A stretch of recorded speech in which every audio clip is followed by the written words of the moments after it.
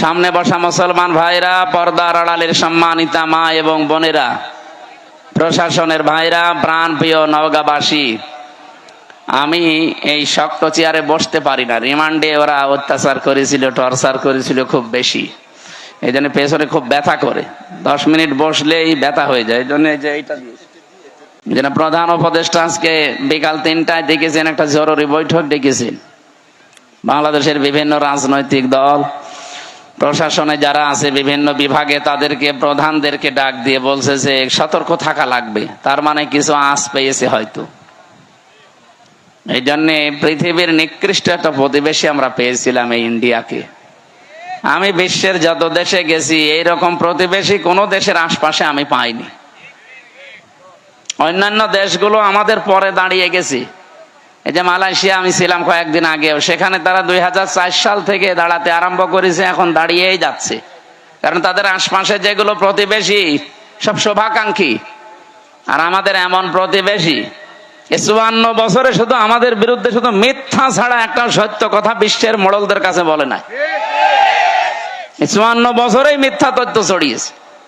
আপনি দেখেছেন মাইক্রোসফট, আপনারা তো এলাকায় গ্রাম্য মানুষ বেশি, যারা লেখাপড়া করে ইন্টারনেট বোঝে, মাইক্রোসফট রিপোর্ট দিয়েছে তামাম দুনিয়ায় 257টা দেশ সবচাইতে বেশি মিথ্যা তথ্য পরিবেশন করে ইন্ডিয়া। এদের যে সাংবাদিক গুলো, এইগুলোও বেশ মারাত্মক। এই যে ময়ূখ রঞ্জন ঘোষ, আমার মনে হয় জীবনে কোনোদিন সত্য কথা বলেছে কিনা আমার বিশ্বাস হয় না। যত কথা বলে, আমার দেশে যারা এই যে মলম বিক্রি করে বাজারে বসে আঁতরায়, এরাও এত হকারি করে না। সাংবাদিক নামের একটা কলঙ্ক। আমাদের দেশ নিয়ে আগস্টের 5 তারিখের পরে বহু মিথ্যা তথ্য ছড়িয়েছিল, কিন্তু সব যে মিথ্যা এটা প্রমাণ হয়ে গেছে। আমরা দাঁড়াতে পারছি না এই সমস্ত প্রতিবেশীদের কারণে। যারা আমরাও দাঁড়াতে চাই নাকি? মানুষ দাঁড়াবে কখন? যেহেতু আজ নিরাপত্তার বেষ্টনী থেকে আমরা অনেকেই বের হয়ে যাচ্ছি, আমাদের নিরাপত্তা এখন আর নেই। কোরআনে কারীম জানিয়েছে, আল্লাযীনা আমানু ওয়া লাম ইয়ালবিসু ঈমানাহুম বিযুলমিন উলাইকা লাহুমুল আমনু ওয়া হুম মুহতাদুন। সূরা আনআম 7 নাম্বার পারা 17 নাম্বার পৃষ্ঠার 1ম নাম্বার লাইনের 82 নাম্বার আয়াতে আছে। এটা তাফসীরে ফি জিলালিল কোরআন সৈয়দ কুতুব রহমতুল্লাহ আলাইহি লিখেছেন। আল্লাহ পাক বলেন, যারা ঈমান আনে আর ঈমানের সাথে কোনোদিন শিরিক আর জুলুম মিশ্রণ করে না। এই এদিকে তাকিয়ে থাকেন, যে যা করছে করুক, আর পেছনে যেন কেউ গল্প করবেন না ভাই। একটু মন দিয়ে শোনেন। আপনি 10 মিনিট শোনেন, কিন্তু নামাজ যেভাবে পড়া লাগে একেবারে মন স্থির করে ওইভাবে শোনেন, তাহলে 10 মিনিটই ইবাদতের সওয়াব পাবেন। আর এদিক ওদিকে তাকিয়ে গল্প করে আপনার আরো গুনাহ হয়ে যাবে। আবার কথা বলেন কেন? এদেরকে বারবার এক কথা বলা তো আমার ভাল লাগে না। এই জন্যই তো মিডিয়া আসতে মানা করি, যে এগুলো সাথে এখন দরকার নেই। যত বলে যে আপনারা আমি আগার আসে আর সব কিছু ঠিক করে বসে পড়বেন, এরপরে যদি কেউ দাঁড়ায় না তার খবর আছে। আর এখানে আপনি দাঁড়িয়ে আছেন কেন? পেছনে দেখতে পাচ্ছেন একটা লোক আপনার জন্য এখনই চিল্লাবে।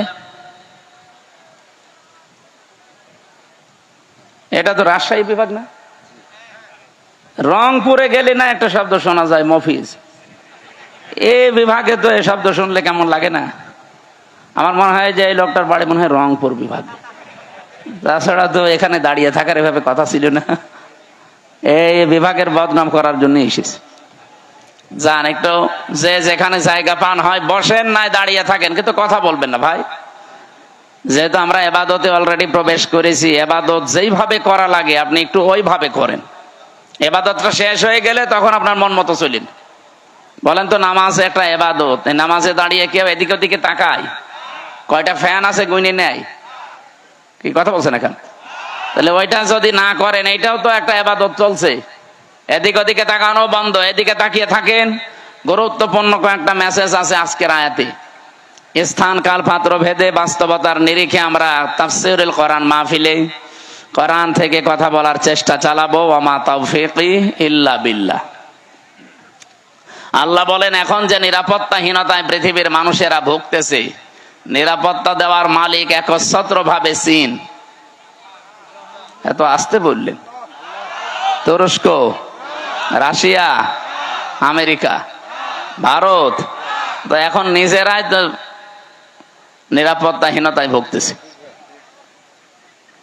আজকে পাকিস্তানের এক লেফটেন্যান্ট কর্নেল, ওনার বাবা অলরেডি জানিয়ে দিয়েছে পাকিস্তান আর্মির কাছে, আমার ছেলে যুদ্ধের ময়দানে আছে, ওর যদি পেছনে গুলি লাগে তাহলে আমার বাড়িতে নিয়ে আসবেন না, ওর যদি সামনে গুলি লাগে আমার বাড়িতে নিয়ে আসবেন, আমার জায়গা ঠিক করা আছে, কবর দিয়ে দেব। ঠিক লাশ নিয়ে এসেছে আজকে। লাশ নিয়ে আসার পরে দেখে পেছনে একটা গুলিও লাগে নাই, সামনে গুলি লেগেছে 22টা। যাদের ইমান এই পর্যায়ে অলরেডি পৌঁছিয়ে গেছে তাদেরকে হারানো অত সম্ভব সহজ না। এমনি দাদার ভয় লেগে যাচ্ছে, দাদা পাগল হয়ে যাবে আর কিছুদিন যাক। একটা দেশের সাথে দাদার মিল নেই। আমি কতগুলো দেশ ঘুরে আসলাম আশপাশে, শ্রীলঙ্কার সাথে ওদের মিল নেই, মালদ্বীপের সাথে মিল নেই, থাইল্যান্ডের সাথে মিল নেই, না যে আফগানিস্তানের সাথে একটা বর্ডার আছে, মিল নেই। পাকিস্তানের সাথে তো দা কুমড়ার সম্পর্ক, এরপরে ভুটানের সাথে মিল নেই, মায়ানমারের সাথে মিল নেই। আমাদের সাথে মিল ছিল, বুবু ছিল, বুবু নেই, মিল নেই। যাক, বুবু যখন চলে গেছে, এতদিন যারা বলতো আমাদের স্বামী স্ত্রীর সম্পর্ক, আপনারা ওখানে থাকেন, কিন্তু দোলা ভাই সম্পর্ক আমরা মানি না। বুবু মানি, দোলা ভাই মানি, কারণ দোলা ভাইয়ের তো মুসলমানি দেওয়া লাগবে। এটাকে আমি বানালাম না। সূরা বাকারা 2 নম্বর পারা 16 নম্বর পৃষ্ঠা 4 নম্বর লাইনে আছে, 221 নম্বর আয়াতের মাঝের অংশে দেখেন, কোন মুশরিক পুরুষকে কোন মুমিনা নারী বিয়ে করতে পারবে না যতক্ষণ সে মুসলমান না হয়। দাদা তো এখনো মুসলমান হয়েছে, তার সাথে আপনি এতদিন মিথ্যা কথা বলেছেন জাতির লোকের কাছে যে আমাদের স্বামী স্ত্রীর সম্পর্ক হয় কি করে। দাদা হচ্ছে ফুল হাতা আর আমরা হাফ হাতা। আমরা হাফ হাতা না, এখানে কয়েকটা হয়তো ফুল হাতা থাকতেও পারে, ওই যে ছোট ছোট বাচ্চা যারা। সুতরাং আমাদের সাথে যদি এখন আত্মীয়তা করাই লাগে, দাদার এই বুড়ো বয়সে মুসলমানি দেওয়া লাগবে। আর আপনি এই বয়সে হাজাম পাবেন কোথায়? কি কথা বলছেন এখানে? হাজাম কোথায় পাবেন? বুড়ো হাজাম নিয়ে যান, ও ছাতা দেখা যাচ্ছে আগা কাটতে যে গুড়া খেটে ফেলিছে। জীবনের মতো দাদার মুসলমানের শখ মিটে যাবে। এই জন্য ওনার সাথে বিয়ে করা যেহেতু জায়েজ নেই, বউ একটু সাবধানে থাকবেন, কারণ ওই গরুর মদ খাওয়া লোক তো, ওদের তো চরিত্র ঠিক নেই। কথা বলেন না কেন? চরিত্র ঠিক আছে, তাহলে বউ কই? এখানে কে যেন গান বেজেছিল, মদের বউ নাই, বাকিটা আর বললাম না, আমার নিজের মেয়ের ওপর পড়বে না, থাক। সম্মানিত ভাইরা, আমরা নিরাপত্তার জন্য যাদের কাছে বলি না কেন, কেউ নিরাপত্তা দেওয়ার মালিক না। নিরাপত্তা দিতে পারে শুধুমাত্র আমাদের মালিক কে? আল্লাহ আয়াতের ভেতরে 2টা কথা দিয়েছেন, আল্লাযীনা আমানু, যারা ঈমান আনে, ওয়ালাম ইয়ালবিসু ঈমানাহুম বিজুলমিন, এবং তাদের ঈমানের সাথে যারা শিরিক এবং জুলুম মিশ্রণ করে না। এখানে জুলুম মানে শিরিক। সুতরাং আমরা যদি নিরাপত্তা আল্লাহর কাছ থেকে পেতে যাই, আমাদের ঈমান যাই আছে, ঈমানের সাথে যেন কোনো শিরিক, কোনো জুলুম মিশ্রণ না হয়। কে কথা বলেন? কথা বলেন। আল্লাহ পাক বলেন, এ পর্যন্ত বলে আমি শেষ করে দেইনি, এর পরেরটা বলার জন্য আমি এ পর্যন্ত বক্তব্য দিলাম। আল্লাযীনা আমানু ওয়া লাম ইয়ালবিসু ঈমানাহুম বিজুলমিন উলাইকা লাহুমুল আমন। নিজে এইভাবে মনে হচ্ছে কুদরতির আঙ্গুল দেখিয়ে বলছে, এই মানুষগুলোই নিরাপত্তার হকদার। এরাই নিরাপত্তার হকদার যারা তাদের ঈমানের সাথে জুলুম এবং শিরিককে মিশ্রণ করে না। ও বাংলা, বাংলার মানুষেরা একটু খেয়াল করে দেখেন তো, আপনি কি আল্লাহর পক্ষ থেকে এখনো নিরাপত্তা পেয়েছেন? আপনার ঈমান কি শিরিক মুক্ত? না। এখন যদি বলেন শিরিক কি, আপনি এই কথা আগে ক্লিয়ার করেন। পরা কোরআন শরীফ থেকে আমি শিরিকের যে শ্রেণী বিন্যাস পেয়েছি, শিরিক বিল জাত, শিরিক বিল সিফাত, শিরিক বিল ইখতিয়ারা, শিরিক বিল হুকুক, 120 প্রকার এভাবে সিরিয়াল করা আছে তাফসিরে। এক কথায় জবাব দিচ্ছি, সব বাদ দিয়ে দিলাম। আল্লাহ যেটা পারে ওইটা অন্য কেউ পারে, এই বিশ্বাস করার নাম শিরিক। কথা বোঝা গেছে না? আল্লাহ যেটা পারে ওইটা অন্য কেউ, বলেন বলেন। এই বাংলাদেশে বহু মানুষের মুসলমান নামের আগে মোহাম্মদ লেখে, নামের শেষে হোসাইন লেখে, কিন্তু মাঝখানের শব্দটা যাই হোক না কেন, ঈমান থাকার জন্য যেটা দরকার ওইটা তার ভেতরে পাওয়া যায় না। আল্লাহ নিজে জানিয়ে দিলেন যে আমি যেটা পারি ওটা অন্য কেউ পারে না। কেউ যদি মনে করে না যে অন্য কেউ পারে, সে আর মুসলমান নেই, সে মুশরিক। এবার বলেন তো, আইন দিতে পারে কে? এটাকে আমি বানিয়ে বলছি? আলা আলাহুল খালকু ওয়াল আমরু, এ পৃথিবী বানিয়েছি আমি, এখানে সিদ্ধান্ত চলবে আমি আল্লাহর। সুতরাং এই জায়গায় যদি কেউ হাত দিয়ে বলে যে না আমরাও পারি, এই যে নারী কমিশন যে 318 পৃষ্ঠার রিপোর্ট দিয়েছে, আমি পুরাটা পড়েছি। এখানে আমি কোরআনে কারিমের প্রায় 13টা আয়াতে ওরা ভুল ধরেছে, আর 26টা হাদিস ওরা অস্বীকার করেছে একেবারে ডাইরেক্ট। যেখানে কোরআনের একটা অক্ষর কেউ যদি অবিশ্বাস করে, সে অলরেডি বেঈমান হয়ে যায়। আর পুরোপুরি 13টা আয়াতই ওরা মানে না। তার ভেতরে যেটা বললাম এটা, আলা লাহুল খালাকু ওয়াল আমরু তাবারাকাল্লাহু রাব্বুল আলামিন। বলেন আল্লাহু আকবার। এটা সূরা আরাফের ভেতরে আছে 8 নাম্বার পারার 16 নাম্বার পৃষ্ঠার 12 নাম্বার লাইনে 54 নাম্বার আয়াতের শেষের দিকে আছে। আল্লাহ পাক বলেন, সৃষ্টি আমার, আইনও চলবে আমার। সুতরাং ওরা এখন নিজেরা জানাচ্ছে দেহ আমার, সিদ্ধান্ত আমার। কি করে হয় এটা? দেহ আপনার কে বলেছে আপনাকে? আমার এই যে 33 বছর এখন বয়স, আমি 92 সালে জন্ম নিয়েছি। বলেন তো 91 সালের আগে হামজা নামে আমি কিছু ছিলাম? বলেন কি ছিলাম? হাল আতা আলাল ইনসানি হিনুম মিনাদ দাহরি লাম ইয়াকুন শাইআম মাযকুরা। রব্বুল আলামিন বলেন, আমার নামেই মনে করেন আল্লাহ আয়াতটা দিয়েছেন হামজা। 33 বছর এখন চলে তোমার, 34 বছর আগে তুমি তো উল্লেখ করার মতো কিছু ছিলে না। আমার নাম ছিল না, ঠিকানা ছিল না, পরিচয়ও ছিল না। কুষ্টিয়া জেলার সদর থানার হালসায় আমার বাড়ি, এটা ছিল। কারণ আমার মা বাবার বিয়েই হয়েছে 34 বছর আগে। ও নওগাঁবাসী যারা এই রিপোর্ট দিয়েছেন, এই আয়াত অনুযায়ী অলরেডি তারা আল্লাহর সাথে শিরিক করে মুশরিক হয়ে গেছে। তওবা যদি এরা না করে, আর এদের যদি কেউ সমর্থন জানায়, এদের জীবনেও ক্ষমতা হতো না। এদের পেছনে কোনো রাঘব বোয়াল কাজ করছে। আপনি কি বাস্তবতা বোঝেন? ভারতে কোরআনের 26টা আয়াতের বিপক্ষে ওরা কেস দিয়েছে কোর্টে। ভারতে কলকাতার কোর্টে ওরা কেস দিয়েছে কোরআনের 26টা আয়াতের বিরুদ্ধে, যে এইগুলো দুনিয়ার কোরআন থেকে তুলে দেওয়া লাগবে। এর কিছুদিন পরেই দেখেন এখন অলরেডি নারী সংস্কারের নাম নিয়ে, কমিশনের নাম নিয়ে 13টা আয়াত এখন বাতিল করার আহ্বান জানাচ্ছে, যেগুলো চলবে না। কোরআনের 13টা আয়াত না বাংলাদেশে একজন মুসলমান যদি বেঁচে থাকে, একটা অক্ষরও আমরা তুলতে দেব না। কে এই বিষয়ে আপনারা একমত নেই?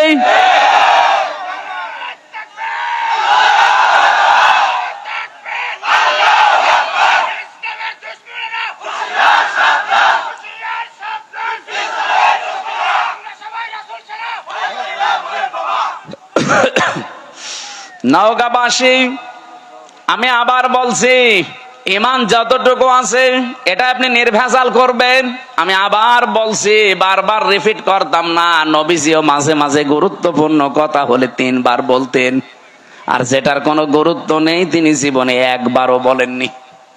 আমার যে দীর্ঘ একটা হাদিস পড়েছিলাম, এর ব্যাখ্যায় 7টা আছে, আমরা এর ভেতরে একটা পয়েন্ট এটা আছে, যদি তুমি এই পৃথিবীতে অনর্থক কথাবার্তা, অনর্থক কাজ থেকে নিজেকে বাঁচিয়ে রাখতে পারো, মহান আল্লাহ তোমার জন্য 2টা নিয়ামত বরাদ্দ করে দেবে। আমরা যাব সামনে ওইদিকে। তাহলে এখান থেকে যে বলতে চাই, আল্লাহ যেটা পারে ওটা অন্য কেউ, আবার বলেন আল্লাহ যেটা পারে অন্য কেউ, সন্তান দিতে পারে শুধুমাত্র পীর সাহেব। কে? আপনাদের এই নওগাঁ জেলায় এই যে মান্দা, কয়েকদিন আগে এসেছিলাম, যে বাড়িতে বসলাম, ওই বাড়িওয়ালার 2টা ছেলে, আর একটা আছে পেটে 6 মাস, সন করে দেখছে ওইটাও ছেলে হবে। পানি নিয়ে এসে বলছে, হুজুর এমন পানি পড়বেন যেন এবার মেয়ে হয়। মনে হচ্ছে আমি ডাউনলোড করে নিয়ে এসেছি। আর বগুড়া গাবতলী তারেক জিয়া সাহেবের গ্রামে একবার গিয়েছিলাম গত বছর, এক লোক এসে বলছে, হুজুরে আপেল পড়িয়ে দিন। আমি সূরা ফাতিহা পড়ে ফু দিলাম, আমার কানের কাছে মুখ নিয়ে বলছে, এমন আপেল পড়বেন যেন এবার ছেলে হয়। কেন? আমার বারবার মেয়ে হয়, তো এই জন্য আপনারা দিয়ে আমি আপেল পড়াচ্ছি। আপেল দিলাম ফেলে, আপেল কই? ফেলে দিস। আরে ভাই, আপেল পড়ে যদি ছেলে হইতো আমার 3টা মেয়ে হইতো না? ম্যাডামের শুধু আপেল খাওয়াতাম। কি বিশ্বাস দেখেছেন হুজুরের উপরে? এই বিশ্বাসটা যদি আল্লাহর উপরে 100 ভাগ করতো, আমার মনে হয় আল্লাহ দিলে দিতে পারতো। আমি পারবো? আমি পারলে আমারটা পারতাম না? মেয়েরা যারা এসেছেন, এক কথায় শিরিক যেন জীবনে না ঢোকে। আল্লাহ যেটা পারে পৃথিবীর অন্য কেউ। একেবারে নির্ভেজাল থাকা লাগবে। আপনি আমল কম করেন, নামাজ রোজা জিকির আজকার একটু তো হালকা পাতলাও থাকে, কিন্তু ইমানের ভেতরে যদি একেবারে নির্ভেজাল হন, শিরিক মুক্ত থাকেন, আমি গ্যারান্টি দিতে পারি আপনাকে আল্লাহ জান্নাত দিয়ে দেবে।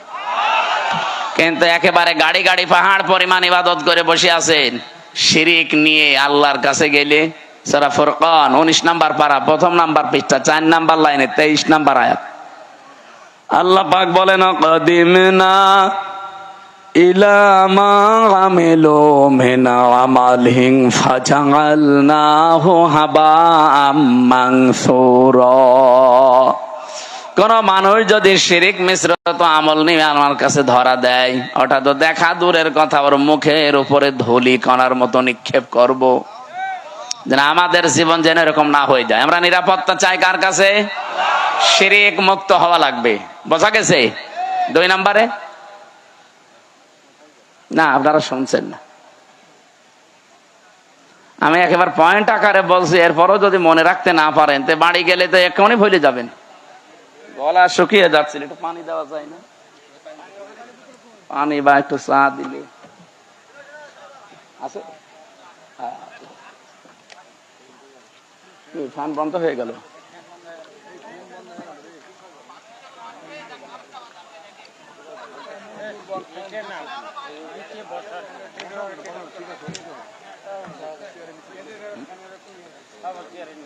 এটা দেবে, এটা দিলে তো এটা আবার আরো উঁচু করা লাগবে, এটা ঝামেলা হবে।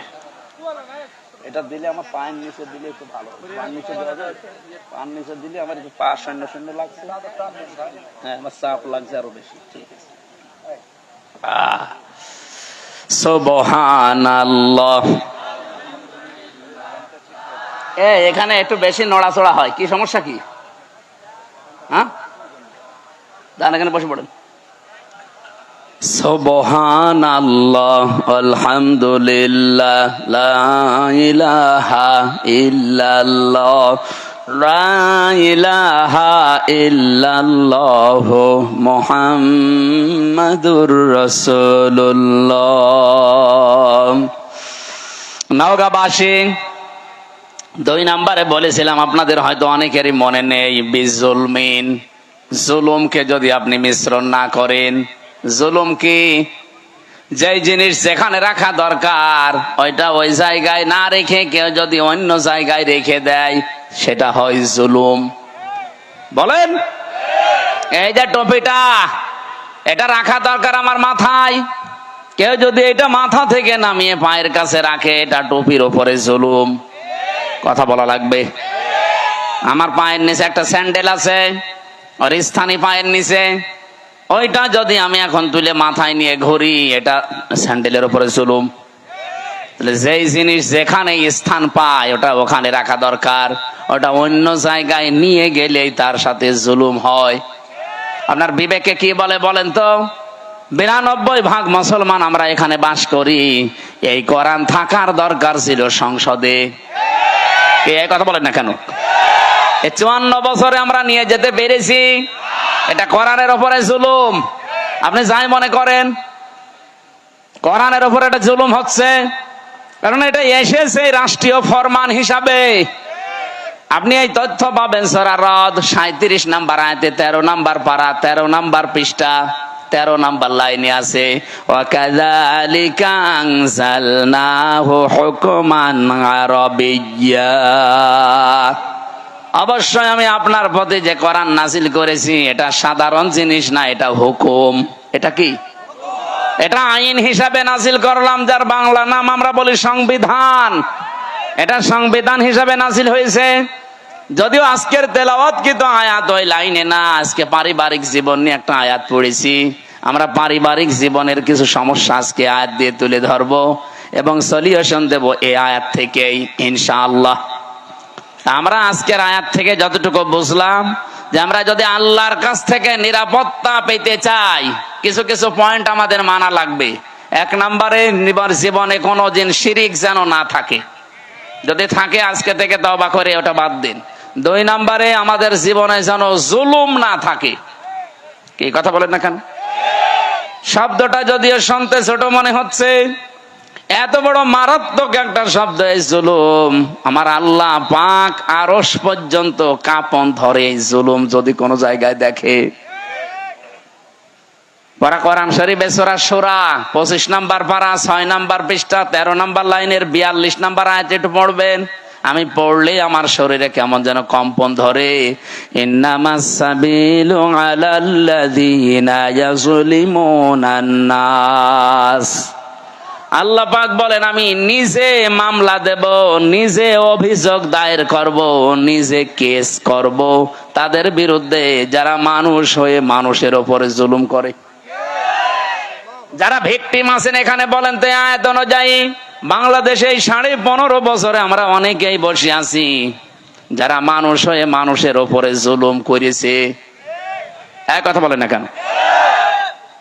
বিনা কারণে বহু মানুষ এই দেশে জুলুমের শিকার হয়েছে। এখনো পর্যন্ত একজন বিনা কারণে জেল খাটতেছে, আজহার। আপনাদের পাশের বিভাগ রংপুরের মানুষ, এটিএম আজহারুল ইসলাম। আমার তো বারবার বলতে ইচ্ছে হয়, এই 15.5 বছরে যত রাজনৈতিক মামলা হাসিনার দলের লোক দিয়েছে, সবগুলো বেকসুর খালাস দেওয়া দরকার। ম্যাডামকে যেভাবে খালাস দিয়েছেন, না একটু তাড়াতাড়ি করেন।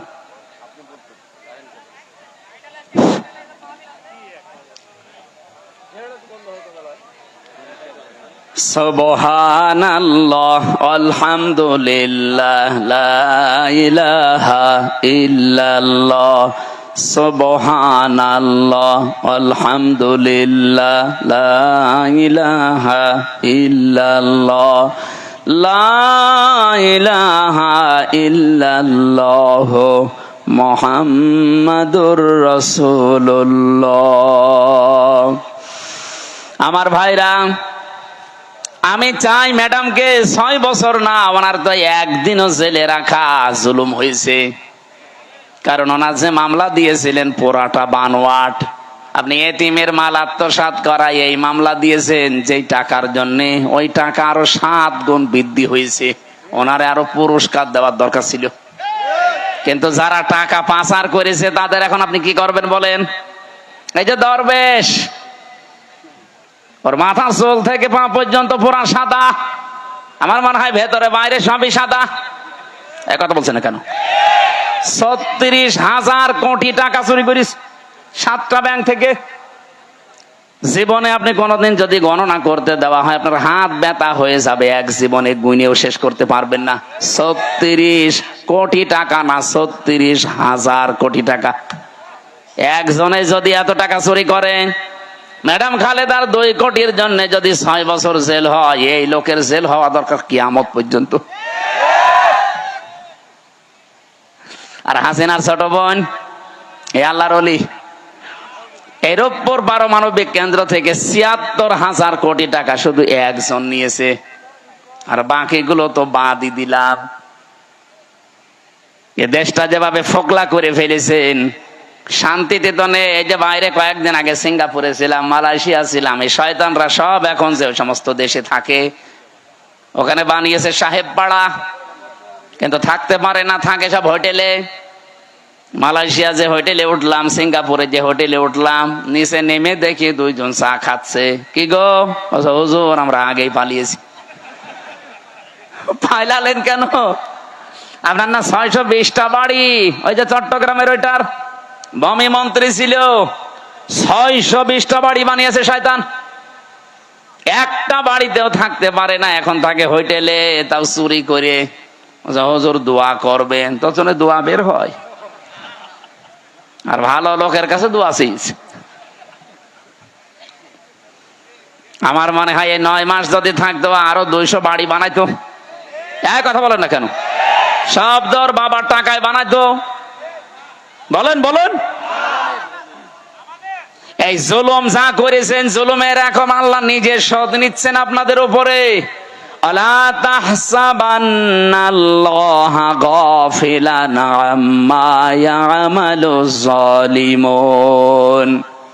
সূরা ইব্রাহিমের 42 নম্বর আয়াতের প্রথম অংশে আছে 13 নম্বর পারা, 19 নম্বর পৃষ্ঠা, 12 নম্বর লাইনে আছে। আল্লাহ পাক বলেন, হে নবী আপনি কি মনে করেন যে আমি জালেমদের কোনো খবর রাখি না? কে বলেছে? যে যেখানে যাররা পরিমাণ জুলুম করে, দুনিয়ার কোনো কিছু খেয়াল না থাকলে আমার ওইটা খেয়াল থাকে। আমি আমার একেবারে নজরে রাখি, জুলুমটা দেখলে আমি আল্লাহ নিজে। কারণ মাজলুমের বরদুয়ার আমার মাঝে কোনো পর্দা নেই, হিসাব নেই, ও শুধু বলতে দেরি, পৌঁছাতে দেরি হয় না। হাদিসে কুদসি এটা, ইত্তাকি দাওয়াতাল মাজলুম ফাইন্নাহা লাইসা বাইনাহু ওয়া বাইনাল্লাহি হিজাব। হে পৃথিবীর মানুষেরা, মাজলুমের বরদুয়া থেকে বেঁচে থাকবা, কারণ মাজলুমের বরদুয়া আর আল্লাহর ভেতরে কোনো হিজাব পর্দা থাকে না। আমি রিমান্ডে আমার আগে ছাত্র দলের এক ভাইকে নিয়ে গেল।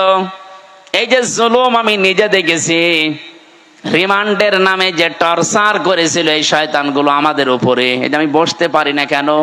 11 ঘন্টা আমারে টাঙিয়ে রেখেছে চোখ বেঁধে, মাজায় দড়ি দিয়ে। এরপর থেকে আমারে মাজাও ব্যথা, পিঠেও ব্যথা। বসতে গেলে শক্ত জিনিসে বসলে 10 মিনিটের ভেতর ব্যথা শুরু হয়। আমার আগে ওনার পাশের রুম থেকে, সেল থেকে নিয়ে গেল, চোখ বেঁধে কালো কাপড় দিয়ে, পেছনে ডান্ডা বেড়ি, হ্যান্ডকাপ লাগিয়ে ডান্ডা বেড়ি দিয়ে আস্তে আস্তে টেনে নিয়ে যাচ্ছে। ভালো মানুষ নিয়ে গেল, আসার সময় দেখি ও মা ও বাবা বলে চিল্লাচ্ছে। আসার পরে দেখি এইগুলো একটাও নখ নেই, সব সাদা লাগছে। সাদা এমনি হয়নি, এই হাত এভাবে চেয়ারের সাথে বেঁধে দেয়। আমারে দেখিয়েছিল ওই যে নখ যেগুলো দিয়ে তোলে, আমারে বলছে হুজুর আমরা এটা দিয়ে নখ তুলি। হাতের সাথে ক্লিপ লাগিয়ে দেয়, গলার সাথে একটা বেল্ট লাগিয়ে দেয় চেয়ারে, আপনি নড়তে পারবেন না। শুধু একটা মাত্র টিপ দেবে, 1 মিনিটে আপনি 120 বার ঘুরবেন। এমন সিস্টেম করা আছে, ওই মেশিনটা শুধু হাতে আর পায়ের সাথে লাগাবে। এগুলো জেলা থানা শহরে না, এগুলো পাওয়া যায় বিভাগীয় শহরে, এবং বিশেষ করে কাউন্টার টেররিজমে ডিবি অফিসের নিচতলায় মাটির নিচে যে ঘর আছে, আপনার বিশ্বাস যদি এখন মনে হয় নেই, এগুলো আমি নিজে দেখেছি রিমান্ডে থাকাকালীন। একটা শুধু টিপ মারে, এক টিপে আপনার নখ যতগুলো আছে সব খসে চলে আসে। আরে ভাই, নখ খসে গেলে ছেড়ে দে না, ওর উপর আবার লবণ ছিটিয়ে দেয়। ছাত্র দলের ওই ভাইয়ের এই যে নখগুলো যে সাদা সাদা এমনি না, নখ তুলে নেওয়ার পরে ওর উপরে ওই মোল্লা সল্ট, সাদা ধবধবে লবণ, ওটা ছিটিয়ে দিয়েছে, তখন সাদা লাগছে। এই জন্যই তো এরকম চিৎকার মারছিল। আমার যে অফিসার নিয়েছিল সঞ্জয় দত্ত হিন্দু, এ বেটা বলছিল আমি নিজে শিবিরের যে সাবেক কেন্দ্রীয় সভাপতি দেলাওয়ার, এই ঠাকুরগাঁও বাড়ি, ওরে আমরা ফুটবলের মতো লাথিয়েছি, ওর হাতের পায়ের নখ সব তুলে নিয়েছে। এই যে জুলুম গুলো যারা করেছিলেন, মানুষ জুলুম করে একটা টার্গেট নিয়ে। আমি আয়াতের তাফসিরে একটা ঘটনা পড়েছি, সাদ্দাত বাদশাহ, এর নাম শোনেননি? এই লোকটা, তার স্বপ্ন সাদ ছিল আমি দুনিয়ায় জান্নাত বানিয়ে নিজে উদ্বোধন করব, কিন্তু তার এই পেছনে আমি পড়ে দেখেছি তাফসিরে তাবারির ভেতরে আছে, আল্লাহ তার এই স্বপ্ন সাদ পূরণ করতে দেয়নি শুধু একটা মহিলার বর দেওয়ার কারণে। ওই জামানার নবী যিনি ছিলেন হযরত হুদ আলাইহিস সালাম, তার কাছে জিজ্ঞাসা করে করেও জান্নাত বানিয়েছিল যে তোমার আল্লাহর বানানো জান্নাত আমার লাগবে না, আমি নিজে বানাবো। এখান থেকে একটা শিক্ষা আমি নিয়ে এসেছি, ভালো করে খেয়াল করবেন। 20 বছর ধরে ও জান্নাত বানাচ্ছে, 22,000 শ্রমিক কাজে লাগিয়েছে, এলাকায় যত স্বর্ণ রূপা পাওয়া যায় সব নিয়ে আসতেছে বিভিন্ন জায়গা থেকে, পেয়াদাদেরকে পাঠিয়ে দেয়, যাও যেখানে যা সোনা রূপা পাও নিয়ে আসো, আমার জান্নাত বানাতে হবে। একটা মহিলা বিধবা, তার মা বাবা নেই, ইয়েতিম, বিয়ে হওয়ার কয়েকদিন পরে স্বামী মারা গেছে, তার কাছে স্বামীর দেওয়া 1 টুকরা স্বর্ণ ছিল, ও যে বলছে ওইটা দেওয়া লাগবে, বাদশার স্বপ্ন পূরণ করতে হবে। মেয়েটা বলেছে আমার এই শেষ সম্বল, এটা নেবেন না। বারবার নিষেধ করার পরও শোনে নাই, না বাদশার স্বপ্ন সাদ, এ পূরণ করাই লাগবে। জোর করে যখন কেড়ে নিতে গেছে, মেয়েটা মাটির ভেতরে গড়াগড়ি দিয়ে কেঁদেছিল। তাফসিরে ফিজিল কি তাবারির মুফাসসির লিখেছেন, ওই দিন সঙ্গে সঙ্গে মেয়েটা বর্দ দিয়েছে, এই মাজলুম অবস্থায় আল্লাহ আমার জীবনের শেষ সম্বলটুকু যে কেড়ে নিল, তাকে তুমি স্বপ্ন পূরণ করতে দিও না। এ দোয়াটা কবুল হয়ে গেছে। এই লোকটা জান্নাত যেদিন উদ্বোধন হবে, এত সিকিউরিটি দেওয়া, একটা পিপিলিকা আসার মতো কায়দা নিয়ে এত সিকিউরিটি দেওয়া, হঠাৎ জান্নাতের মেন গেটে যাবার পরে দেখে একটা ফকির বসা। জিজ্ঞাসা করছে এখানে আসলে কি করে? ফকির ওখান থেকে বলে, বাদশাহ ঘোড়ার পেট থেকে একটু কানটা কাত করেন, আমার কিছু কথা আছে। বলে পরে, না এখনই বলবো। এখনই বলবো মানে কে তুমি? এত গরমে কথা বলো। উপর থেকে যখন মাথাটা নিচের দিকে একটু দেওয়ার সিস্টেম ছিল, কান যেহেতু দিয়েছে, কানের কাছে মুখ নিয়ে বলে, আমি দুনিয়ার সাধারণ ফকির না, আমি ফেরেশতা আজরাইল। আল্লাহ আমাকে পাঠিয়েছেন এই মুহূর্তে তোমার জান কবজ করার জন্য।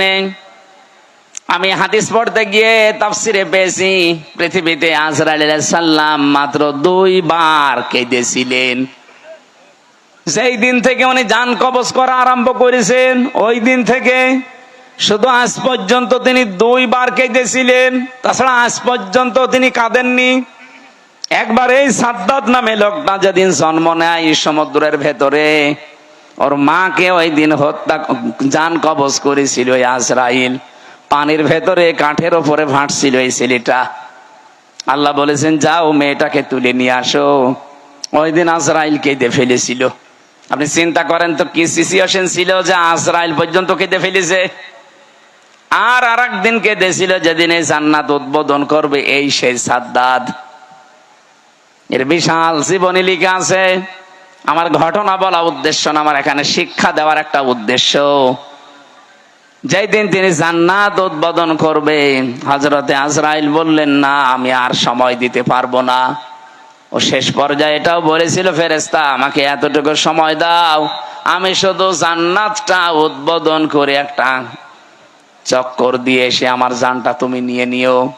ফেরেশতা বলেছে না, আল্লাহর আদেশ, তোমাকে জান্নাত উদ্বোধন করতে দেওয়া হবে না। ইযা জালুহুম লা ইস্তাখিরুনা সাআতাও ওয়া লা ইস্তাকদিমুন। আপনারা সুবহানাল্লাহ বলেন, আলহামদুলিল্লাহ বলেন, আল্লাহু আকবার বলেন, যাই বলেন। এই ঘটনাটা কিন্তু একটা ঐতিহাসিক একটা ঘটনা, কিন্তু এর পেছনে যে দলিলগুলো আছে খুব শক্ত না, আমি শিক্ষার জন্য শুধু বলছি। এদিকে তাকান, ও জান্নাতের গেট, মেন গেটে দাঁড়িয়ে ভেতরে যাবার জন্য ঘোড়ার পিঠ থেকে জোর করে হলেও তিনি লাফ দিয়েছিলেন, কিন্তু পারেন নাই। জান্নাতের চৌকাঠ স্পর্শ করার আগেই ঘোড়ার পিঠ থেকে বাইরে পড়ে গেছে। মুফাসসির বলেন, কেন সে জান্নাতের চৌকাঠ পর্যন্ত স্পর্শ করতে পারলো না জানো? কারণ ওই যে বিধবা একটা এতিম মেয়ের বরদোয়া ছিল। আপনি বলেন তো এখান থেকে কি পেলেন? এত বড় বিশাল শক্তিশালী বাদশাহ তার স্বপ্ন পূরণ করার জন্য কি করেছে আপনি বলেন? 22,000 শ্রমিক কাজে লাগিয়েছে, 20 বছর একাধারে শ্রম দিয়ে বানিয়েছে, মনের মতো করে সাজিয়েছে। যেদিন উদ্বোধন করবে পারে নাই শুধু একটা মেয়ে লোকের, এতিম অসহায় বিধবা এই মেয়ে লোকটার বরদোয়া লেগেছিল যে আমার শেষ সম্বলটুকু যে কেড়ে নিল তার স্বপ্ন তুমি পূরণ করতে দিও না।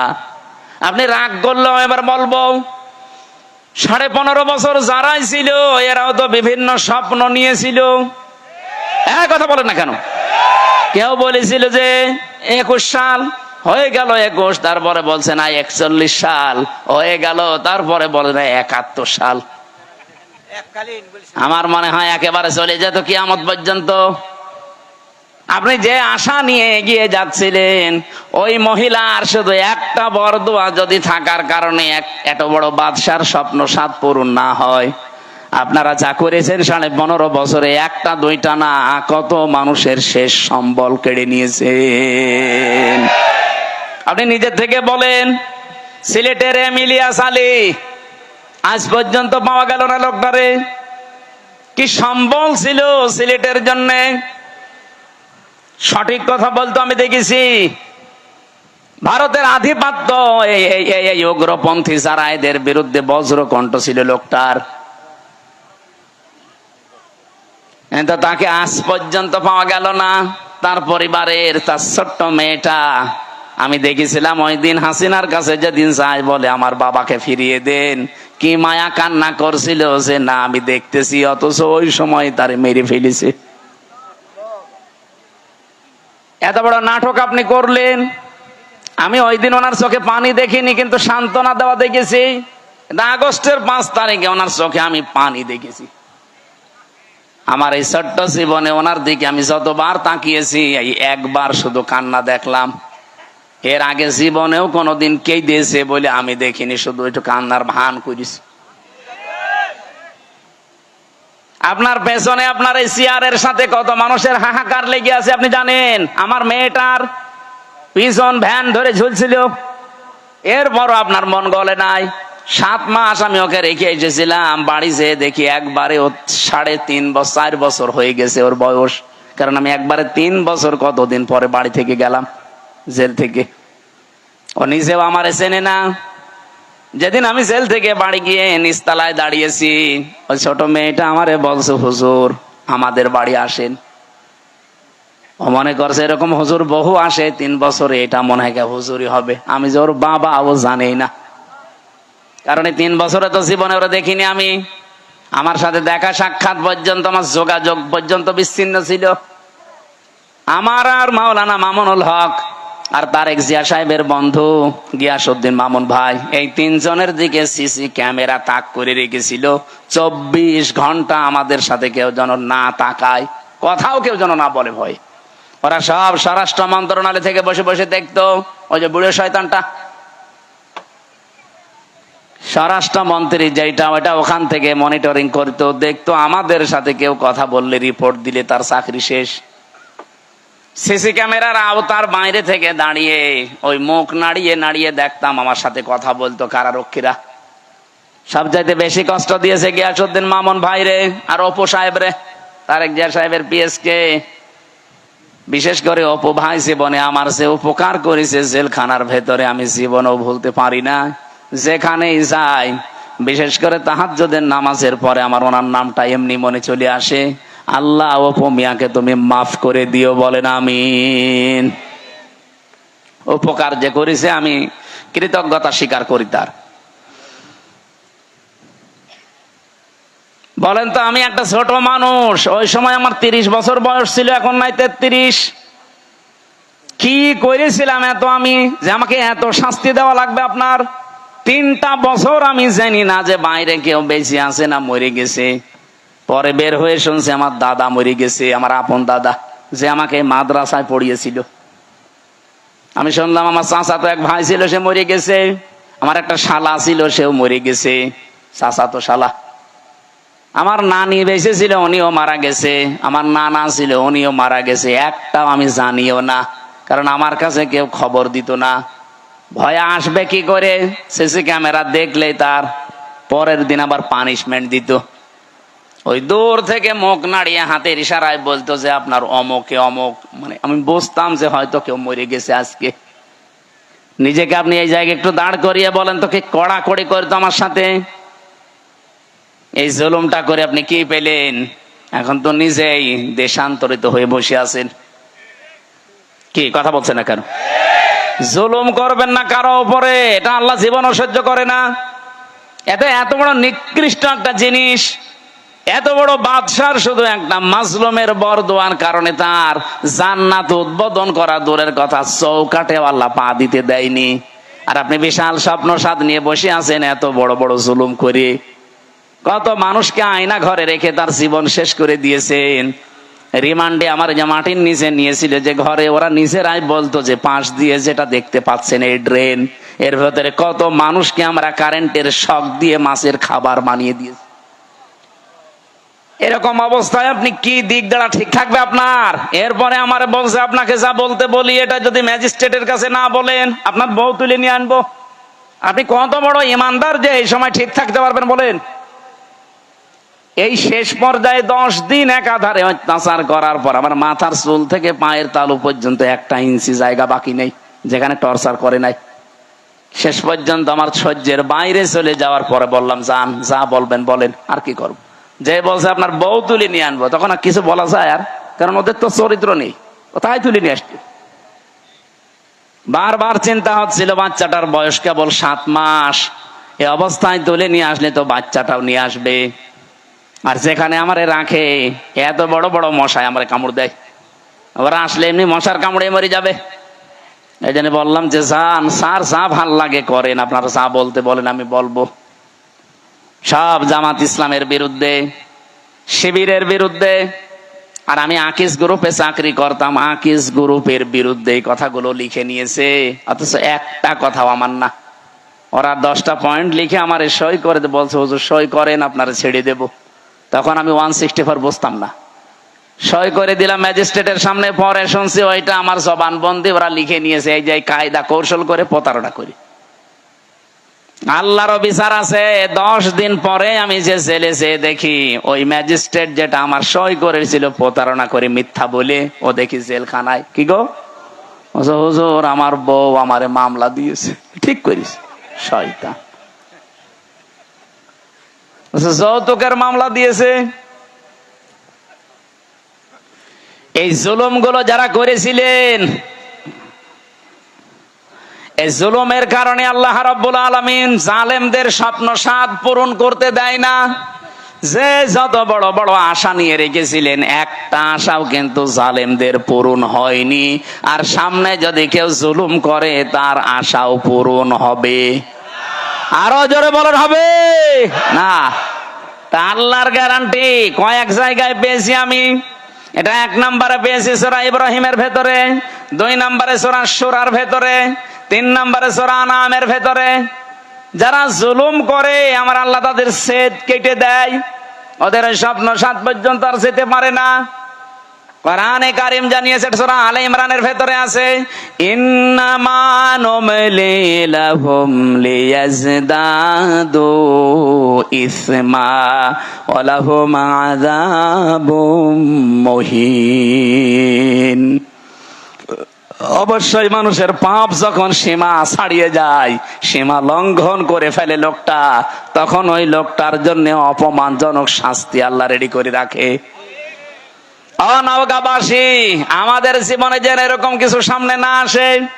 চেয়ারে কারা আসবেন আমরা জানি না, যারা আসবেন তারা যেন নিজের ওপরে, পরিবারের ওপরে, সমাজের ওপরে, রাষ্ট্রের ওপরে, জনগণের ওপরে জুলুম করবেন না। কথা বলেন না কেন? বারবার বলছি, আহ্বান জানি, এটা রেকর্ড হচ্ছে, সারা দেশ চলছে, যারা আসবে জুলুম করবেন না। 15 বছরের শিকড় যদি কেটে ফেলতে পারে আল্লাহ, 5 বছর যদি জুলুম করেন না, 5 বছর পরে আপনার বাড়ি ঘরও কিন্তু এই জালেমদের মতো শ্মশান হয়ে যাবে। আপনি দেখেন জালেমদের বাড়ি ঘরের দিকে তাকিয়ে, সব এখন ওজাড় গৃহ পড়ে আছে, জনশূন্য, কেউ আর ওর কাজ দিয়েও যায় না। সেটা আমি কিশোরগঞ্জ থেকে আসার সময় ড্রাইভারকে বললাম, এই বাড়ির সামনে একটু দাঁড়ান, ওখানে উপরে লেখা দেখছি, ওই সাইনবোর্ডটা আছে, কেন্দ্রীয় কার্যালয়, জেলা কার্যালয়। আমি নাম নিলাম না, বললাম এখানে দাঁড়ান তো একটু দেখি। ভেতরে একটু তাকিয়ে দেখি 4-5 জন প্রসাব করছে, কেউ এদিকে, কেউ এদিকে, কেউ এদিকে, মনে আছে জামাত বদ্ধ টয়লেট চলছে। অথচ আগস্টের 5 তারিখের আগে এই বাড়িটা কত জমজমাট ছিল, এই অফিসটা। এই কথা বলছে না কেন? ওর পাশে নাকি টর্চার সেলও বানিয়ে রেখেছিল, ওদের বিরুদ্ধে কেউ গেলে তাকে টর্চার পর্যন্ত করতো ওই জায়গায়। অথচ আজ নীরব হয়ে পড়ে আছে, এখন পায়খানা হয়ে গেছে। আজকে আসার সময় কে যেন বলছিল, কেন্দ্রীয় কার্যালয় যেটা ওই জালেমদের, ওইটাও নাকি এখন টয়লেট হয়ে গেছে। ওটা এখন নাকি জেনার কারখানা। রাতের বেলা গিয়ে নারী পুরুষ ওখানে নাকি অনেকে জেনা করে। বলেন নাউজুবিল্লাহ। কোরআনে কারিমে আছে, কোন জায়গায় যদি জুলুম হয় ওই জায়গা পর্যন্ত আল্লাহ অভিশপ্ত করে দেয়। এই জন্য আমরা আবার বলছি, ভাই জীবনে আর যাই করেন যেন জুলুম করবেন না। আল্লাহ রাব্বুল আলামিন এই পৃথিবীতে যত জায়গায় জুলুম করা নিষেধ করেছেন, তার অন্যতম এখানে একটা জায়গা আছে। সূরা আলে ইমরানের 14 নম্বর আয়াত, রাব্বুল আলামিন বলেন, এদিকে তাকিয়ে থাকবেন, প্রথমে 7টা জিনিসের নাম পাবেন, এরপরে 3টা জিনিস আমার আল্লাহ পুরস্কার ঘোষণা দিয়েছেন। এই পুরস্কার পাওয়ার জন্য আমার আল্লাহ 7টা গুণ আমাদেরকে অর্জন করার আহ্বান জানিয়েছেন। এই 14, 15, 16, 17 এই নাম্বার আয়াতগুলো থেকে এখন আমি তাফসীর করছি। সূরা আলে ইমরান, যুজ্জিনা লিন-নাসি হুব্বুশ শাহাওয়াতি মিনান নিসাই ওয়াল বানিন। আল্লাহ পাক বলেন, আমি শোষণ করে দিয়েছি, আকর্ষণীয় করে দিয়েছি, আমি লোভনীয় বস্তু বানিয়ে দিয়েছি, আসক্তি তৈরি করে দিয়েছি এই পৃথিবীতে 7টা জিনিসের উপরে। তার 1 নম্বরে নারী। 1 নাম্বার কি? এই জন্য দুনিয়ায় এই জায়গায় খুব সেন্সিটিভ থাকা লাগবে। মেয়েদের প্রতি আকর্ষণ, মেয়েদের প্রতি আসক্তি, তাদের প্রতি ভালোবাসা, লোভ, চিত্রাকর্ষণ, এগুলো আল্লাহ বানিয়ে দিয়েছেন। এই জায়গাতে খুব সেন্সিটিভ থাকা লাগবে আমাদের। বিশেষ করে এখন যে তথ্য প্রযুক্তির যুগ চলছে, মোবাইলে যারা কথা বলেন বিভিন্ন জায়গায়, ইমোতে বলেন, হোয়াটসঅ্যাপে বলেন, মেসেঞ্জারে বলেন, আর যাই বলেন না কেন খুব সাবধানে কথা বলবেন, কারণ আপনার প্রতিটা কথা কিন্তু রেকর্ড করা হচ্ছে। এই কথা বলছেন, আপনি হয়তো টের পাচ্ছেন না যে না এটা আবার কে ধরবে মানে আমি রিমান্ডে আমারে শুনিয়েছিল, কোথায় আমার ম্যাডামের সাথে, আমার মায়ের সাথে, সাতক্ষীরা থেকে একজন কল দিয়ে কি বলেছে ওটা দেখি রিমান্ডে 2য় দিন আমারে শোনায়। কি গো, ওদের কাছে এমন উন্নত মেশিন ওরা ইসরায়েল থেকে নিয়ে এসেছিল, ওরা যারা ট্যাগ করে তারা একেবারে নাড়ি নক্ষত্র পর্যন্ত বের করে। আপনি একটা মিথ্যা কথা বলবেন, জীবনেও ছাড় পাবেন না, ও পরের দিন আবার ওটা দেখাবে। এই যে যারা পরকীয়া প্রেমী আছেন, নিজের স্ত্রী বাদ দিয়ে অন্যের সাথে যাদের লাইন আছে, আপনি দেখবেন যদি ব্রেকআপ হয়ে যায়, ওই মহিলা যদি ওইটা রেকর্ড করে রাখে, তারপরে আপনার দেশে চলাফেরা করা, সংসারে তখন অশান্তির শেষ থাকবে না। এরকম কোন লাইনে কেউ আছেন কিনা? যদি থাকেন একটু হাত তুলে দেখান, আল্লাহ আপনাকে দেখি। হ্যাঁ ছেলে, খুব আরাম লাগছে তোমার।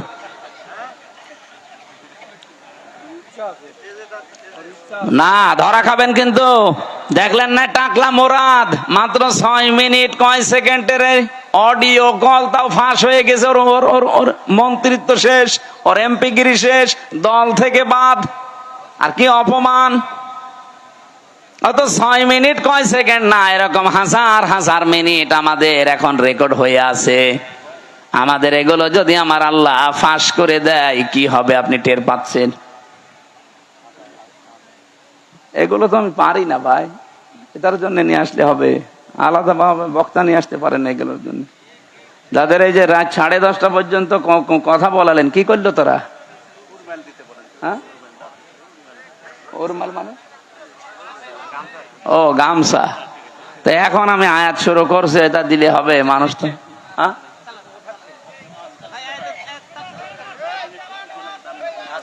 এই যে ওই যে ওনারা যে লোকজন যাই গোপনে গোপনে আস্তে আস্তে দিয়ে দেবেন। আমরা কোরআনে এই আয়াতটা শেষ করব না? রব্বুল আলামিন জানিয়েছেন পৃথিবীতে আমি আসক্তি তৈরি করে দিয়েছি যেহেতু মেয়েদের প্রতি, এজন্য এই জায়গায় আমাদের আদি পিতা হযরত আদম আলাইহিস সালামও কিন্তু দুর্বল হয়ে গিয়েছিলেন। এজন্য নিষিদ্ধ জিনিসের প্রতি আকর্ষণ, এটা সেই জন্মগত ভাবে আমরা পেয়েছি সৃষ্টির প্রথম দিন থেকে। আমাদের এই জায়গায় আমাদের পরীক্ষার বিষয়। এখন থেকে একেবারে দৃঢ় সিদ্ধান্ত নিয়ে রাখবেন যেগুলো জায়েজ। আমি আসার সময় শুনছিলাম মাওলানা মনে হয় 14 জন মহিলার নাম বলছিলেন যাদের সাথে দেখা করা আপনার জায়েজ আছে। মোবাইলে যদি পারতপক্ষে কথা বলা লাগে 14 জনের সাথে বলবেন। এর বাইরে যদি কেউ কল দেয়, ওটা যদি জিবরাইলের খালাতো বোন হয়, তারপরও বলবেন আপনার সাথে কথা নেই। কি কথা বলছেন না কেন? আপনি শক্ত থাকবেন এই জায়গায়। মেয়েরা যারা এসেছেন এই জায়গায় আপনারাও নিজেদেরকে খুব, একজন আলেম সেই দিন দেখলাম কুমিল্লায় বাড়ি, উনি বলছিলেন নিজের স্ত্রীকে কেউ যদি ভিডিও মোবাইল কিনে দেয়, এই যে Android set screen touch mobile, এটাই নিজের স্ত্রীকে কিনে দেওয়া আর পর পুরুষকে ঘরে ঢুকিয়ে দেওয়া একই কথা। অথচ এরকম বউ দেশে নেই। বলেন, এই মোবাইলটা, এই কম্পিউটার, এই ল্যাপটপ আপনি ওর হাতে দেননি, আপনি দিয়েছেন ওকে একেবারে জেনা, ব্যভিচার, বেপরদা হওয়ার জন্য একটা লাইন হাতে ধরিয়ে দিয়েছেন। ও মন মতো কিন্তু ওটা দিয়ে ব্যবহার করবে। আমার মনে হয় মেয়েদেরকে এই জায়গায় খুব সেনসিটিভ থাকা দরকার। মা বোনেরা, স্বামী যদি আপনাকে বাটন ফোন দিয়ে খুশি থাকতে চায়, বাটনের উপরে আপনি আর যাবেন না। কারণ আমাদের টার্গেট তো শুধু এইটাই না, এরপরে আর একটা জায়গা আছে আখিরাত। ওই জায়গাটা তৈরি করতে হলে আমাদের এখনই এই মনের সাথে যুদ্ধ করা লাগবে। আর যদিও এটা কঠিন বিষয়, শয়তান উৎপত্তি আছে, করতে দেবে না। আমি সহ যারা এসেছি আজকে থেকে নিজেদেরকে শয়তান যতই চাপ দিক আমরা কন্ট্রোল হব। এই 14 জন মহিলা বাদ দিয়ে কেউ কল দিলেও জরুরি না হলে আমার দরকার নেই। আমি নিজেরটা বলছি, আমার এই মোবাইলে শুধু বাংলাদেশ না, বিশ্বের কোন জায়গা থেকে যদি মহিলারা কল দেয়, আমি আগে জিজ্ঞাসা করিনি প্রথমে যে মা আপনার স্বামী আছে অথবা আপনার ছেলে আছে। আজকে যে ইন্দোনেশিয়া থেকে, মালয়েশিয়া থেকে 3 জন মহিলা কল দিয়েছিল হোয়াটসঅ্যাপে আর মেসেঞ্জারে। আমি প্রথমেই তাকে মেসেজ লিখে জিজ্ঞাসা করছি, কে আপনি? আপনার স্বামী আছে অথবা সন্তান আছে? যদি স্বামী সন্তান থাকে, কোনো যদি কিছু চাওয়ার লাগে, আপনার কোনো মাসলা মাসাইল লাগে, তাদেরকে দিয়ে জিজ্ঞাসা করান। আপনার সাথে আমি কথা বলতে পারবো না, কারণ আমার মোবাইল ট্যাগ হয়। আপনার সাথে আমি কি কথা বলতে যে কি কথা বলবো ওইটা রেকর্ড করে আপনি ছেড়ে দেবেন, তখন মানুষ বলবে হামজা গেল গেল। হ্যাঁ, কথা বলছে না কেন? আমার সাথে তো চোখের মতো লেগে আছে সব। আর খুব জরুরি যদি নাছড় বান্দা হয়, মেসেজ দেয় যে না আমার খুব দরকার, ওই আমার পাশে যে মাওলানা হুসাইন আহমেদ থাকে ওর কাছে বলি যে তুমি বলো যে আমি হামজা বলছি, যা বলার বল। ও মনে করে যে হুজুরি বলছে, যা বলার বলে। ফতোয়া শুধু আমারে জিজ্ঞাসা করে, মাসলা যদি কোরআন হাদিস কেন্দ্রিক হয় বলি যে এইটা এইটা জান। আজকে সকাল 11টায় এসেছে ভারত, বসিরহাট থেকে 2 জন স্বামী আর স্ত্রী। ওরা যদিও বলছিল যে হুজুর বিষয়টা গোপন রাখবেন, আমি শিক্ষার জন্য বলছি। ওই লোকটা তার দ্বিতীয় বউ নিয়ে এসেছে।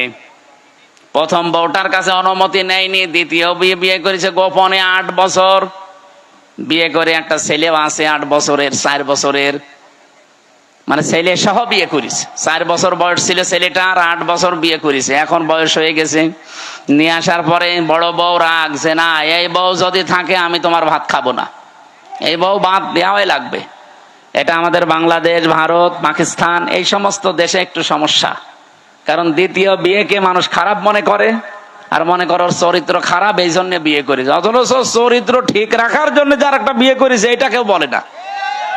আর এটা একটা যে জায়েজ কাজ, তারপরও আমরা ঘৃণা করি, খারাপ ভাবি। কি এই এলাকায় নেই? যত ভালো বউ নিয়ে বাস করেন, আর একটা বিয়ে করে দেখেন গোপনে, আপনার 14 গোষ্ঠী উদ্ধার করবে। অথচ এটা যে একটা জায়েজ কাজ, আল্লাহর নির্ধারিত বিধান। এই যে নারী কমিশন যে রিপোর্ট গুলো দিয়েছে, তার ভেতরে এইটা একটা। তারা বলছে না, বিয়ে যে পুরুষেরা একাধিক বিয়ে করে, এটা মহিলাদের প্রতি বৈষম্য। এক মহিলাও 4টে বিয়ে করবে। এক মহিলা 4টা বিয়ে করলে যদি সন্তান হয়, কোন বাপের পরিচয় দেবেন? এই কথা বলছে না কেন? ওরা যে রিপোর্ট গুলো দিয়েছে, একটাও মানুষের রিপোর্ট না। আমার মনে হয় সবগুলো মেয়াদ উত্তীর্ণ গাঁজা খেয়ে রিপোর্ট দিয়েছে। কারণ মেয়াদ আলা গাঁজা খেলে মানুষ এ কথা বলে না। আমার কুষ্টিয়ার লালনের মাজারে তো মানুষ গাঁজা খায় দেখি, ওরা মেয়াদ আলা গাঁজা খায়, এই জন্য ওরা এত বেশি উল্টা পাল্টা বকে না। আর এই মহিলাগুলো সব মেয়াদ উত্তীর্ণ গাঁজা খেয়েছে, এই জন্য কোরআনে কারিমের উপরে হাত দিয়ে তারা ভুল ধরছে। উনি আমারে বলছিল, আমার বউ, ছোট বউটা আমি সাথে করে নিয়ে এসেছি আজকে। আমি বললাম নিচে বসান। ওই যে 2 জন ছিল আমার সাথে। কি মাসলা জিজ্ঞাসা করতে চান বলেন? যেহেতু স্বামী আপনার সাথে আছে, অসুবিধা নেই।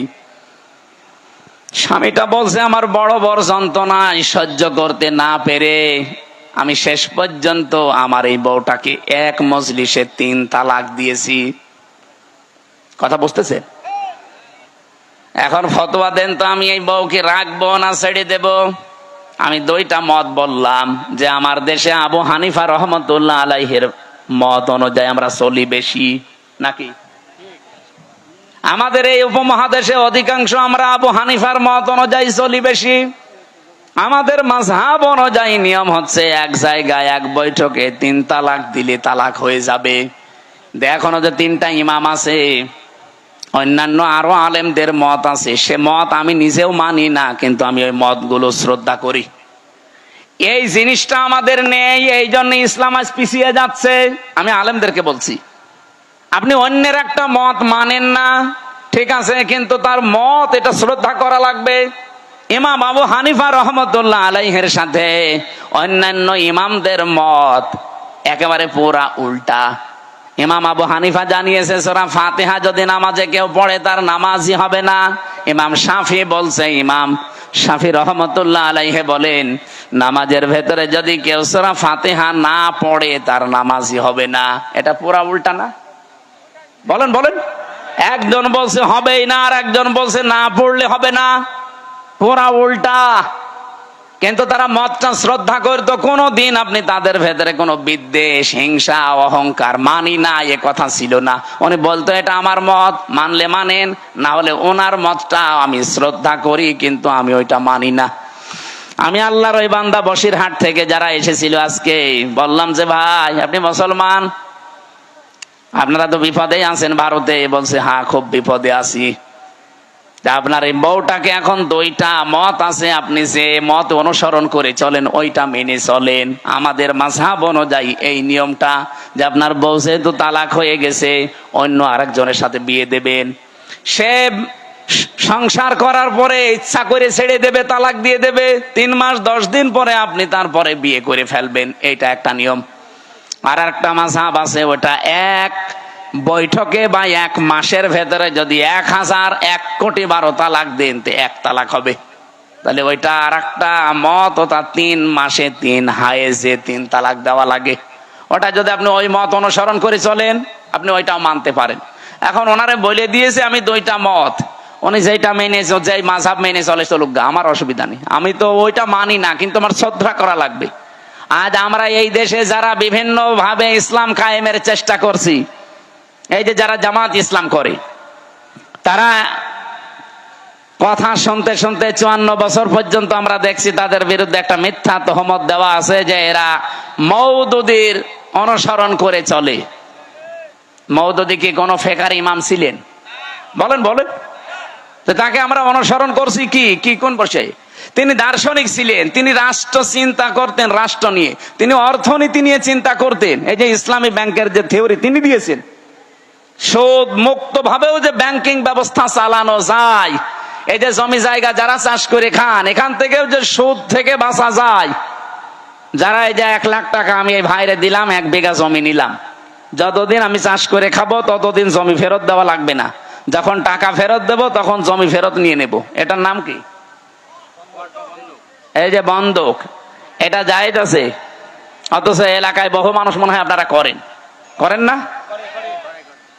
না, এটা যদি জায়েজ করতেই হয় তাহলে তো কয়েকটা পদ্ধতি মানা লাগবে, নয়তো আপনার মায়ের সাথে জেনা করার গুনাহ হবে। যতদিন এই ভাইয়ের জমি আমি চাষ করে খাবো ততদিন এই যে সরকারকে টাকা দেওয়া লাগে, খাজনা। 1 বিঘা জমিতে কয় টাকা ভাই? হ্যাঁ, 75 টাকা আমার মনে হয়, 250 হয়ে গেছে। আমি আর তো দেওয়া লাগে না, আমার বাপ দেয়, আমি জানিও না। যাই হোক, 250 যদি হয়, প্রতি বছরে বছরে এই সরকারের টাকাটা যে চাষ করে খাচ্ছে সে দেবে। আর যখন আমি ওনার টাকা ফেরত দেব, জমি নিয়ে নেব, তখন কমপক্ষে 1 লাখ যদি হয় তাহলে 8 থেকে 10 হাজার টাকা কম নেওয়া লাগবে। বলে হুজুর এটাই লস হয়ে যায়।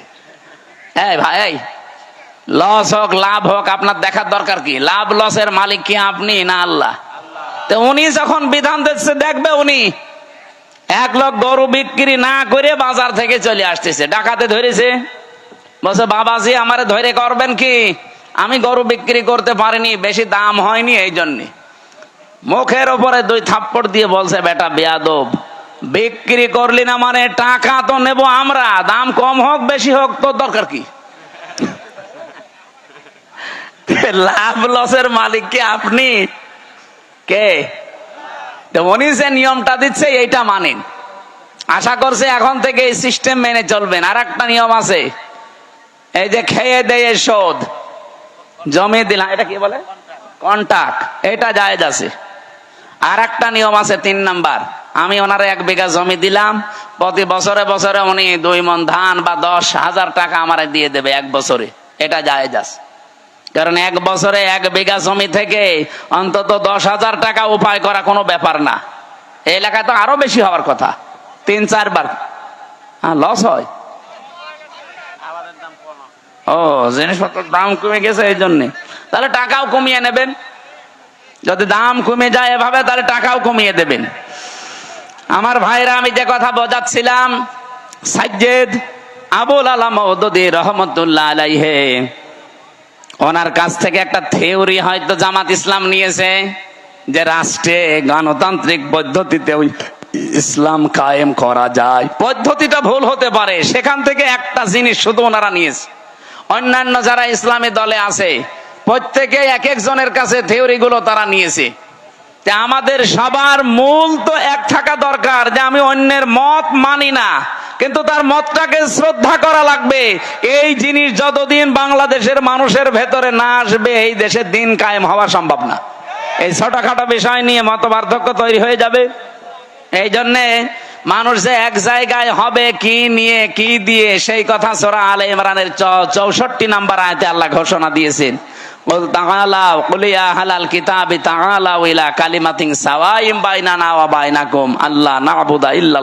আমার ওইদিকে বিষয় না, আমি একটা ট্রাস্ট দিলাম। মেয়েদেরকে আল্লাহ যেহেতু আকর্ষণীয় করে বানিয়েছে, লোভনীয়, এর প্রতি একটা আসক্তি বানিয়ে দিয়েছে, এই জন্য আমাদের এই জায়গায় খুব সেন্সিটিভ থাকা লাগবে, সতর্ক থাকা লাগবে এদের বিষয়ে। মেয়ে লোককে আমার আল্লাহ পরীক্ষার সবচাইতে বড় বস্তু বানিয়েছে। শয়তান এদেরকে জাল হিসাবে ব্যবহার করে রাস্তায় নিয়ে আসে। এই জন্য মেয়ে লোক যখন বাড়ি থেকে বাইরে আসবে, সাজগোজ করে পারফিউম দিয়ে সেন্ট মেখে বাইরে আসা মেয়ে লোকের জন্য জায়েজ নেই, হারাম। বলেন নাউজুবিল্লাহ। সম্মানিত মা বোনেরা, আপনার সাজগোজ, সেন্ট, পারফিউম এগুলো ব্যবহার করার জন্য আপনার উপযুক্ত জায়গা আপনার স্বামীর বেড। এই বিছানা শুধু বাইরে আপনি এগুলো করতে পারবেন না, যেহেতু আপনাকে শয়তানের জাল হিসাবে শয়তান ব্যবহার করবে। নবীজি জানিয়েছেন আমরা আজকে থেকে সতর্ক হয়ে যাব এই জায়গা থেকে, যে আমরা কোনো দিন যেন নিজের মেয়েকে, বউকে, নিজের ফুফুকে, মাকে, শাশুড়িকে, খালাকে বেপরদা করে রাস্তাঘাটে ছেড়ে না দেই। আয়াতের তাফসিরে লিখেছে একজন মহিলা যদি বেপরদায় চলার কারণে জাহান্নামী হয়ে যায়, কমপক্ষে 4 জন পুরুষ সাথে করে নিয়ে যাবে। বলেন নাউজুবিল্লাহ। 1 নম্বরে তার বাবাকে ধরবে, বলবে গার্জিয়ান ছিলে তুমি, আমাকে কন্ট্রোল করনি। 2 নম্বরে তার বড় ভাইকে ধরবে। 3 নম্বরে তার ছেলে বড় স্বামীকে ধরবে। 4 নম্বরে তার বড় ছেলেকে ধরবে। নওগাঁবাসী একটু নিজের দিকে তাকিয়ে বলেন, হয় আপনি কারো বাবা হবেন, নাই কারো বড় ভাই হবেন, নাই কারো স্বামী হবেন, নাই কারো ছেলে হবেন। পর্দার এই বিষয়টা যদি হাসিয়ে খেলিয়ে যদি উড়িয়ে দেন যে আর কি, এতটুকু কি না, এটার জন্য যদি মহিলা দাজ্জুস হয়ে জাহান্নামে যায়, 4 জন নিয়ে গেলে আমরা যে কোনো একজনের ভেতরে পড়ে যাচ্ছি। আল্লাহ আমাদের হেফাজত করুন। মেয়েদেরকে যে মর্যাদা সম্মান পর্দার মাধ্যমে দিয়েছেন, আল্লাহ এটা বজায় রাখার তৌফিক দান করুন। বলেন আমিন। দুনিয়াতে আল্লাহ পাক জানিয়েছেন আমি পরীক্ষার বস্তু আরো কয়েকটা বানিয়েছি, তার নাম্বারে অল বানিন, সন্তানাদি, ছেলে মেয়ে, স্ত্রী পুত্র, এগুলো আমার আল্লাহ আমাদের কাছে পরীক্ষার বস্তু বানিয়েছেন, লোভনীয়, আকর্ষণীয়, ভালোবাসার জিনিস এগুলো। এগুলোর পেছনে ফিরতে যে, চলতে যে আমার বিশাল আখিরাতের জীবন যেন আমি নষ্ট করে না ফেলি। সূরা মুনাফিকের ভেতরে আল্লাহ আমাদের জন্য ওয়াজ করেছেন, ইয়া আইয়ুহাল্লাযীনা আমানু লা তুলহিকুম আমওয়ালুকুম ওয়ালা আওলাদুকুম আন যিকিরিল্লাহ ওয়া মান ইয়াফআল যালিকা ফাউলাইকা হুমুল খাসিরুন। ওহে যারা ঈমানের দাবি করো, কখনো তোমাদের সন্তান আদি আর সম্পদ আদি এগুলো যেন আল্লাহর জিকির, আল্লাহর আইন, আল্লাহর বিধান থেকে তোমাদের গাফেল করে না দেয়। যদি এরকম কেউ করে থাকো, আমি আল্লাহ বলছি সে জীবনে ক্ষতিগ্রস্ত হয়ে যাবে। বলেন নাউজুবিল্লাহ। এই ওয়াজটা আমার নিজের জন্যই মনে করেন। আজকে থেকে আমি নিজেই সংশোধন হয়ে চলবো। যত মহাব্বতের জিনিস সন্তান হোক, তার পেছনে পড়ে আল্লাহর বিধান নামাজ, তার পেছনে পড়ে আল্লাহর বিধান রোজা, তার পেছনে পড়ে আল্লাহর বিধান যাকাত, এগুলো যেন আমি লঙ্ঘন না করি, নষ্ট না করি। আল্লাহ আমাকে নিজে এবং যারা এখানে শুনছি প্রত্যেককে আমল করার তৌফিক দেন। বলেন আমিন। এরপরে আল্লাহ কোরআনে দিয়েছেন আল কানাতিরিল মুকানতারাতি মিনাজ যাহাবি ওয়াল ফিদ্দাতি ওয়াল খাইলিল মুসাওয়ামাতি ওয়াল আনআমি ওয়াল হারস। এই পৃথিবীতে পঞ্জীবিত সোনা, পঞ্জীবিত রূপা, ব্যবসার মাল এবং ভালো ভালো বাড়ি গাড়ি, শস্য ক্ষেত, এগুলোর প্রতি মহাব্বত, ভালোবাসা, আকর্ষণ, আসক্তি আমি আল্লাহ তৈরি করে দিয়েছি। কিন্তু দুনিয়ায় সব এগুলো ভোগের বস্তু। যালিকা মাতাউল হায়াতিদ দুনিয়া আল্লাহু ইনদাহু হুসনুল মাব। আমি আল্লাহর কাছে উত্তম কিছু আছে যেগুলোর খবর এখনো তোমরা জানো না। সে কথাটা জানাতে আল্লাহ এখানে 3টা বৈশিষ্ট্যের কথা আমাদের জানিয়েছেন।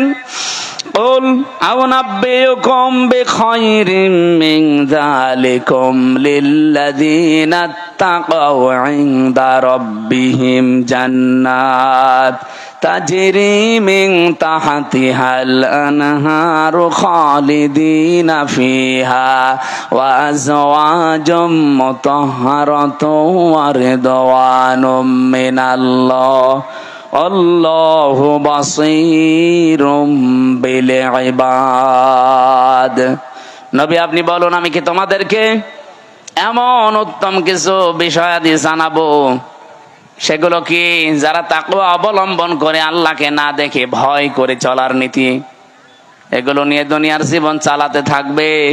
চোখ বন্ধ হয়ে গেলে এদের রবের কাছে বাগান তৈরি করা আছে, যার তলদেশ দিয়ে নদী আর নহর প্রবাহমান। চিরকাল সেখানে থাকবে, কেউ তাকে বের করে দেবে না। ওয়াজওয়াজুম মুতাহহারা, পবিত্র স্ত্রী আল্লাহ তাদের জন্য সেখানে রেডি করে রেখেছেন।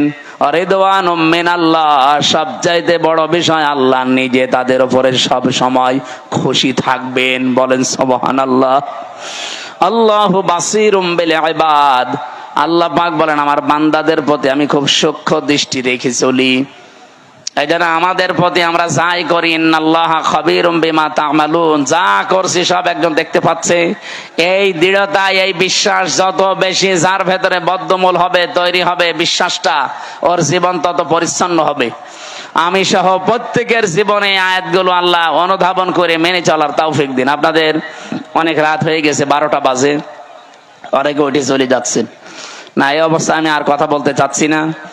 মেয়েদের জীবনী নিয়ে যে সমস্ত বইগুলো লিখেছিলাম, ছেলে থাকাকালীন বাইরে এসে আপনারা যদি পারেন ওগুলো নিয়েছেন গাড়ি থেকে। আল্লাহুম্মা আমিন। লা ইলাহা ইল্লা আনতা সুবহানাক ইন্নী কুনতু মিনাজ জালিমিন। এই মোনাজাত বসে করেন, বসেন, মাথা নিচু করেন, চক্ষু বন্ধ করেন। জীবনের যত অপরাধ আছে সব স্মরণ করবেন। রব্বানা আতিনা ফিদ দুনিয়া হাসানা ওয়া ফিল আখিরাতি হাসানা ওয়া কিনা আযাবান নার ওয়া আদখিলনাল জান্নাতা মা'আল আবরার ইয়া আজিজু ইয়া গফফার ইয়া রাব্বাল আলামিন। সারাটা জীবন অপরাধ করে জীবনটা নষ্ট করে ফেলেছি। আরশের মালিক আমাদের এই ছোট্ট দুটো হাতের দিকে, এই দীঘা, আত্রাই, নওগাঁ, তুমি একটু তাকাও।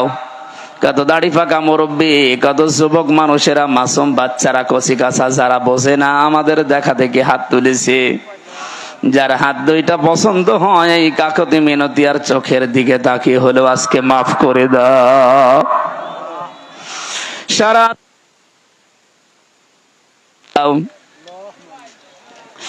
আল্লাহ তাআলা অপরাধ যা করেছি এগুলো যদি শরীরে লেখা থাকতো, মানুষ আমাদেরকে কুকুরের মতো ঘৃণা করে দাঁড়িয়ে দিত।